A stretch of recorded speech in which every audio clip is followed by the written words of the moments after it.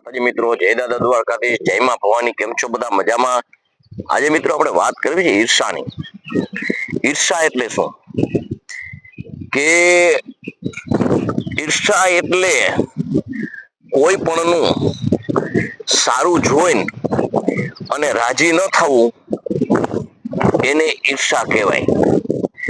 કોઈ પણ સારું કાર્ય કરતું હોય અને એની અંદર ખોટો વિવાદ ઉભો કરી અને એનું કાર્ય બગાડવું, એને ઈર્ષા કહેવાય. ઈર્ષા એક એવી વૃત્તિ છે માણસના જીવનની અંદર કે જો એનું બીજ રોપાઈ જાય જીવનમાં, તો કોઈ પણ વસ્તુ, કોઈ પણ માણસ, કોઈ પણ સારું શ્રેષ્ઠમાં શ્રેષ્ઠ કાર્ય કરતું હોય તો પણ એને એની અંદર ઈર્ષા થાય. આ ઈર્ષા એટલે અદેખાઈ.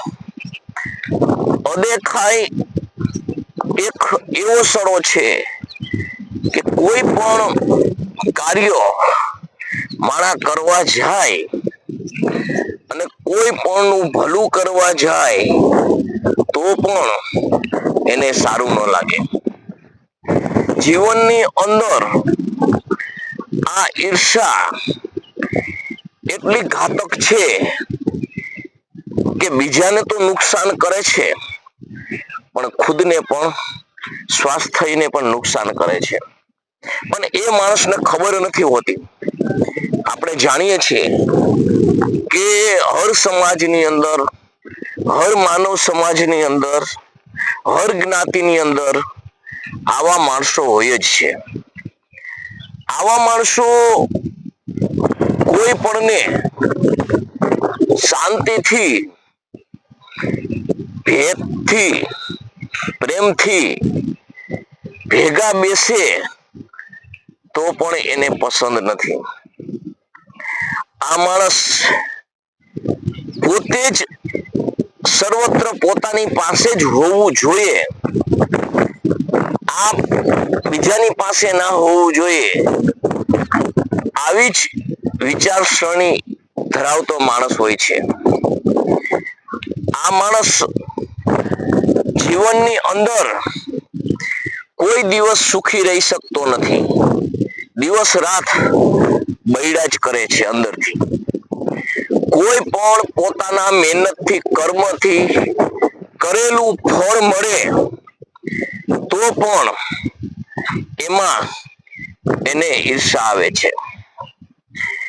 ઈર્ષાના કારણે આ માણસ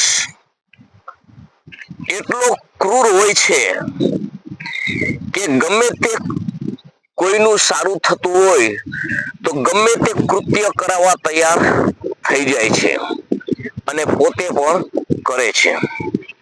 આવા માણસનો વિશ્વાસ કદાપી ન કરવો. આ માણસ એટલો ઘાતક હોય છે કે તમે એને પોતીકો જાણતા હોય તો પણ એ માણસ સારી રીતે તમારી પાસે બધી વાત સમજી લઈ અને પછી પાછળથી એ કામ બગાડે છે. આ માણસ લોભી, લાલચુ, ઢોંગી અને નિર્દય પ્રકારનો હોય છે. આ માણસને એક એવી ગ્રંથિ બંધાઈ જાય છે કે જે હું કરું છું એ જ બરોબર છે. માટે મિત્રો, કદાપી આવા માણસનો કોઈ દિવસ વિશ્વાસ ન કરવો. આ માણસ સમાજની અંદર તમે કોઈ પ્રગતિ કરતા હોય, તમારી કોઈ વાહવા કઈ કરતું હોય, તમને શૂન્યમાંથી સર્જન કર્યું હોય તો પણ ક્યાંય તમારા વિશે ખરાબ બોલવાની જગ્યા ના હોય તો એવું પણ એ વિચારે છે કે આગોતરું તમારી પેઢીમાં આગલી પેઢીનું વિચારીને પણ ઉદાહરણ આપીને એમ કહે છે કે એ તો ભિખારી હતા, કાંઈ નહોતું, હવે થઈ ગયું. બરોબર. એટલે આવો માણસ કોઈ દિવસ પાછો વળતો નથી. કોઈ પણ સારું કાર્ય કરતો હોય એની કોઈ પણ માણસ પ્રશંસા કરે છે, કોઈ પણ સમાજ પ્રશંસા કરે તો એ માણસને સારું લાગતું નથી. માટે ઈર્ષા જે છે ને ભાઈ, આપણે જોઈ છે કે આપણે રામાયણની અંદર જાઓ તો એ તો બધા આપણને શીખ આપવા માટે બધા પાત્ર હતા, છતાં આપણે એક એવું પાત્ર લઈ કે મંથરા. મંથરાના જીવનની અંદર ઈર્ષા ઉદ્ભવી તો એનું કેટલું ઘાતક પરિણામ આખા રામ પરિવારને ભોગવવું પડ્યું. એટલા માટે એ રામનું દુઃખ, એ રામની પીડા, એમાં ભગવતી સીતાની પીડા, એ મહારાજા દશરથની પીડા, એ ભાઈઓની પીડા, એ પરિવારની પીડા, અને આખો ફૂલ્યો ફાલ્યો સુગંધથી મહેકતો અયોધ્યા નામનું શાસન નામનો બગીચો, આજે એ બધાની પીડા મંથરાને ક્યાં સમજાણી હતી કે હું આ વસ્તુ કરીશ તો આનું અવળું મોટું ઘાતક પરિણામ આવશે. માટે ઈર્ષાળુ માણસ છે ને એ જીવનની અંદર કોઈ દિવસ કોઈનું ભલું જોઈ શકતો જ નથી.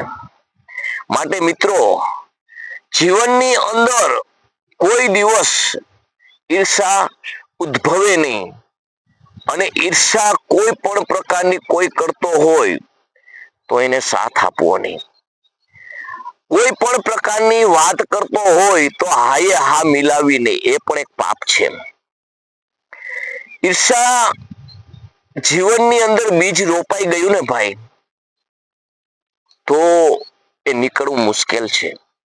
કારણ કે કોઈ પણ વસ્તુનું માણસને વ્યસન થઈ જાય તો એ વ્યસન વધે છે પણ ઘટતું નથી. એવી જ રીતે આ એક એવું બીજ રોપાઈ ગયું ને તો એ તમારું કાયમીનું લેસન થશે, અને લેસન હંમેશાના માટે વાગોળવું પડે, અને જેમ વાગોળો એમ પાકું થાય એમ તમારા જીવનમાં ઈર્ષાનું બીજ રોપાણું તો એક ઈ વટ વૃક્ષ થઈ અને છાયણાની જગ્યાએ એ બધાને દુર્ગંધ આપશે, બધાને તાપ આપશે.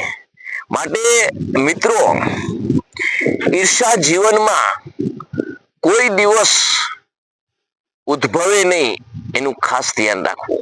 એટલા જ માટે આપણા મહાપુરુષો કહે છે કે સંગત દોષ લાગે, સંગત સત્સંગ કરે, અને સંગત થી માણાનું જીવન બદલે. પણ કેવાની સંગત કરવી એ આપણે વિચારવાનું. આપણે ઘણી એવી કહેવતો છે કે જીવનની અંદર કાળિયા પાસે ધોળિયો બાંધો તો વાન ના આવે પણ હાન આવે. આજે હાન જે છે ને એ ક્યારે આવે કે તમે એની સાથે સતત બેસો, એટલે ગમે તેવો માણસ હશે ને એની સાથે તમારી આત્મીયતા બંધાશે, તમારા વિચારો મેચિંગ થવા માંડશે, તમને એ ગમવા માંડશે. એટલે જે વ્યક્તિ તમને ગમશે તો એનું જીવન તમને ગમશે, અને એનું જીવન તમારા જીવનમાં ને તમારું જીવન એના જીવનમાં જશે. પરંતુ દુર્ગુણ નામનું, જે ઈર્ષા નામનું તમારા જીવનની અંદર જે સંસ્કાર તમારામાં મંડાણા છે એ સંસ્કાર સુસંસ્કારને દાબી દેશે. કારણ કે તમે જાણો છો કે દારૂ લેવા માટે માણસને તમારે ગોતવો નથી પડતો, એ અથડાય જ છે. પણ દૂધ લેવા માટે ડેરીએ જવું પડે. એટલે જીવનની અંદર આ પણ એવું જ છે કે ઈર્ષા નામના દુર્ગુણ તમને ઓટોમેટિક મળી જશે. એમાં મહેનત નહીં કરવી પડે. પણ દૂધ લેવું હશે ને તો ડેરીએ જ મળશે. કારણ એમ સારા વિચારો જે છે એ તમારે મેળવવા હોય તો સારા માણસોને શોધીને બેસવું પડે. કોઈ સત્સંગી બેઠક, કોઈ મહાપુરુષો પાસે બેસવું પડે. આપણા વેદ શાસ્ત્ર કોઈ વાંચવા પડે. પણ દુર્ગુણ મેળવવા હશે તો ચોવટ ચોરે જાશો તો અહીંયા મળી જશે. પાનના ગલ્લે જાશો તો મળી જશે. તમે હાલતા ચાલતા રોડ રસ્તા ઉપર મળી જશે. અને એ ગમે ત્યાંથી તમને મળશે. અને એનો સમુદાય વધુ હશે એટલે કાયમી ભટકાશે એટલે જીવનમાં સરળતાથી આવી જશે. એટલા જ માટે કહું છું મિત્રો કે આ આવશે એટલે જીવનમાં દુર્ગંધ આવશે. ખરાબ વિચારો આવશે એટલે દુર્ગંધ આવશે. બુદ્ધિ ભ્રષ્ટ થશે, મતિ સ્થગિત થશે અને જીવનની અંદર અદેખાઈ નામનું જીવન વટવૃક્ષ બની જશે. આ વટવૃક્ષ છાંયડો નહીં આપે પણ આ તમને તાપ આપશે. આ ઓક્સિજન નહીં આપે, આ કાર્બન ડાયોક્સાઇડ જ આપશે. એટલા માટે જીવનમાં હંમેશા માટે મિત્રો યાદ રાખજો, ઈર્ષા અદેખાઈ જીવનમાં ના આવે. કોઈ પણ પ્રત્યે તમને કોઈ પણ આવી વાત આવે ઈર્ષા અદેખાઈની તો પ્રૂફ કર્યા સિવાય કોઈના હારે સંબંધ ન બગાડતા. આપણે કહી છે ને ફેલો ભાઈ તમને આવું કહેતો હતો તો એ ભાઈને નહીં પૂછવાનું, પણ એવા સંજોગ ભેગા કરવાના જે કેનાર વ્યક્તિ છે ને એ સામેનો વ્યક્તિ છે જ્યારે સામે આવે ને ત્યારે કહે કે ભાઈ ઉભા રહ્યો તો શું તમે કાલે કહેતા હતા કે આમ કહેતા, ના ના એ તો મને ફલાણો કહેતો હતો, ઢુકડો કહેતો. એટલે તમે જે તમારો સંબંધ બગાડવા માંગે છે એ બગડશે નહીં અને બચી જશો. માટે જીવનની અંદર તમારી મન અને બુદ્ધિ સ્વતંત્ર ભગવાને આપી છે ને તો સ્વતંત્ર ઉપયોગ કરજો. સ્વાધ્યાય કરજો, પૂજ્ય દાદાના વિચાર વાગોળજો તો જીવનની અંદર ખૂબ મજા આવશે. જીવન તમારું મહેકતું થશે, પુષ્પ જેમ ખીલશે અને બીજાને સુગંધ આપશે. મિત્રો, સારા વિચારો લેવા માટે તમારે ગમે ત્યાં જવું પડશે. આપણે ઘણી વખત કે આ સંપ્રદાયમાં જાય તો આવા માણસો છે. અરે ભાઈ, સમાજ છે અને જે વસ્તુ છે પૂજ્ય દાદાજી કહેતા અમને કે આપણે કોઈ પણ બેઠક ઉપર બેસીએ છીએ ને આ સ્વાધ્યાય છે ને એક માનવ માટેની એક ગેરેજ છે. અને ગીતા છે ને એના જે આપણે સાધનો કહીને સાધનો છે કે જેનાથી આપણું માનવ નામનું યંત્ર, માનવ નામનું ઓલું જે એક દેહ છે એ એના વિચાર રૂપીથી એ શસ્ત્રથી આપણું સમારકામ થાય છે. પણ આપણે ગાડી કેવી કન્ડિશનની છે એ આપણને ખબર હોય. કોઈને રિપેર કરતા 2 દિવસ લાગે, કોઈને 5 દિવસ લાગે અને કોઈને આખી જિંદગીમાં પણ રિપેર થાય ને બગડે. તો કોઈ કાર્ય ખરાબ હોતું નથી. આપણે સિમ્પલ દાખલામાં સમજાવું કે ગામનો આપણે કોઈ એક જ સમાજ રહેતા હોય, બહુ મોટો સમૂહ હોય તો એના કુળદેવી હોય, એનું મંદિર હોય તો એના મંદિરે આપણે દર્શન કરવા જાય છીએ તો ત્યાં આપણે જાય છે ને દારૂડિયો આવે છે અને ન કરવા વાળો ધંધાવાળો માણસે આવે છે. આપણે એને ના પાડી છીએ તો આપણે કઈ નહીં, તો મંદિરે તો બધા આવે. એટલે કાર્ય ગમે તે હોય સરસ જ હોય છે. વ્યક્તિ દોષના કારણે આપણે કાર્ય કોઈ પણ છોડવું નહીં. જીવન બદલાવવું હોય તો ભગવત ગીતા, રામાયણ, આપણા વેદોનું આપણે વાંચન કરવું જોઈએ. આપણા મહાપુરુષો જે છે એને સાંભળવા જોઈએ.